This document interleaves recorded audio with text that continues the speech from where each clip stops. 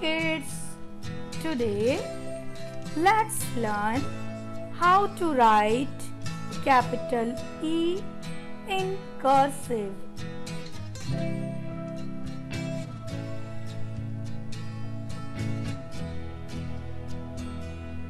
Start from the middle line, straight line to top line and make a loop and form a curve up to the middle line.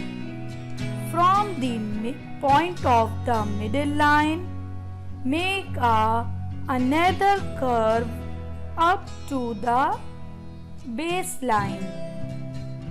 It is cursive E.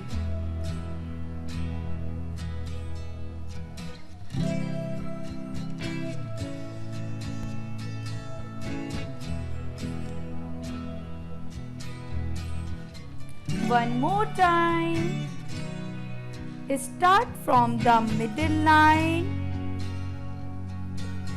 straight line to top line and make a loop and form a curve up to the middle line.